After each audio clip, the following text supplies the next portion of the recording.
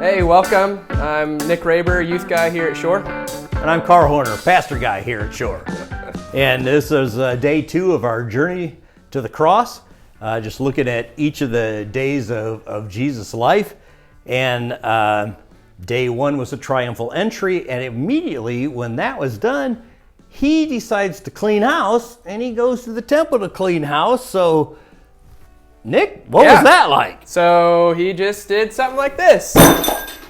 And there's all the money all over the floor. Good grief. So, some background. What is he so upset about? Yeah, so, I mean, he's going into the temple, into the courtyard, and there's people that are, they're selling animals at unrealistic prices because of the pilgrims that were coming to worship for the Passover. If they were making a long journey, they couldn't bring their animals with them that long, and so they had to buy their sacrifices there. And so there's people that are charging them outrageous prices, cheating them. It's a mess. So, as Jesus sees this, and he says, this is supposed to be a house of prayer. They're actually in one of the areas that they're at. That's supposed to be where people are supposed to be able to worship God, but instead, you've made it into a house of a den of thieves. And that's the exorbitant prices and taking advantage of people who have no other way to bring a sacrifice. But for some of these people, they've been waiting all their life to be able to come to Jerusalem at the Passover and make their sacrifice. And instead, they're getting cheated. So I guess he's upset for an awful lot of reasons, right? It's a righteous anger. And the religious leaders, they're also upset. If you look in the Luke 19 passage, would be one of the places that it talks about this. Actually, Matthew, Mark, Luke, and John, all 4 talk about Jesus cleansing the temple, and that's how it's called, cleansing. And in Luke, it talks about when all this happened, then the chief priests and the scribes, they're looking for ways to kill Jesus. Not just silence him or put him in prison.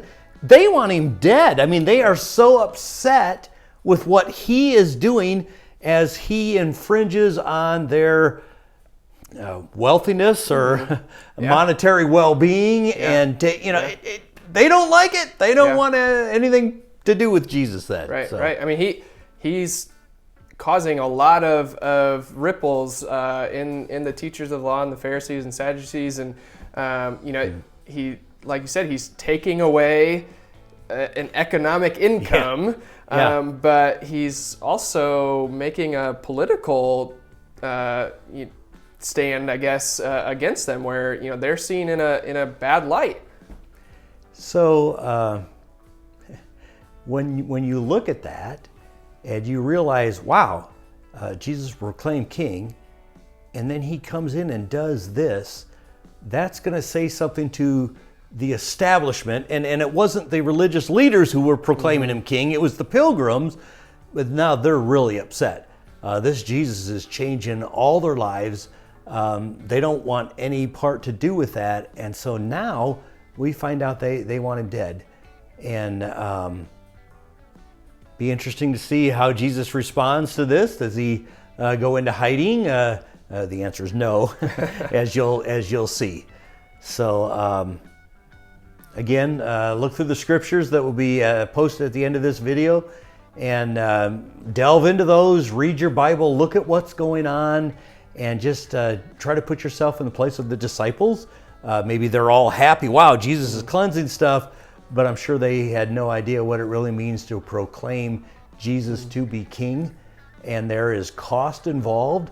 And what does that mean for all of us? Yeah, and as in today's church, as we are God's temple ourselves, what are some different cleansings that we need to go through in our life? And in today's world right now, a lot of us may have some extra time on our hands that we can take to reevaluate, reprioritize, cleanse the temple that the Spirit of God is living in. So yeah, that's good. Blessings. We hope you join us again tomorrow for day 3.